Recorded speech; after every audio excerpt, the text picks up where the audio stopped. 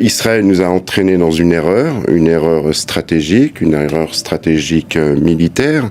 Et si je dis ça, c'est qu'on a quelques précédents. Fiasco afghan, désastre irakien, tragédie syrienne, humiliation malienne, tragédie au Yémen, chaos libyen, la bande de Gaza a été rayée de la carte, le Liban est en état de décomposition.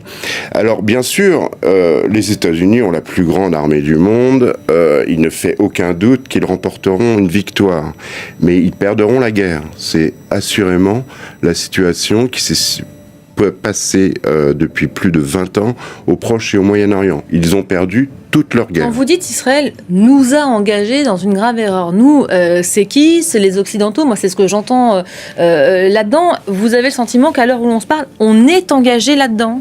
Eh bien, il faut reprendre le discours de l'Élysée, le en même temps de Emmanuel Macron. Lorsque Israël s'attaque à la bande de Gaza, il condamne.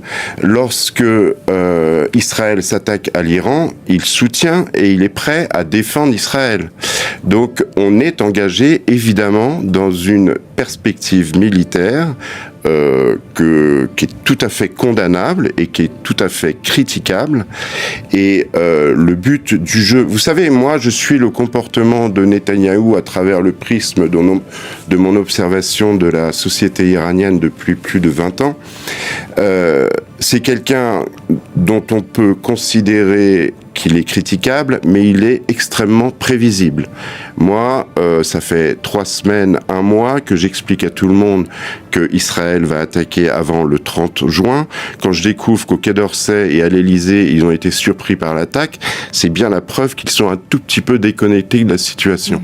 Nous sommes en face d'une idéologie néoconservatrice extrêmement forte, qui a ses bases à Washington, à Tel Aviv et à Riyad. Cette alliance stratégique est une alliance, du point de vue religieux, des suprémacistes évangélistes américains, des suprémacistes salafistes saoudiens et des suprémacistes juifs en Israël. Cette alliance religieuse qui se transmet en alliance politique et géopolitique autour du pétrole, du gaz et des intérêts financiers dans la région n'a qu'une seule obsession, l'Iran, depuis plus de 20 ans. Et tous les désastres au Proche et au Moyen-Orient sont la conséquence de cette situation. Je vais vous expliquer une chose.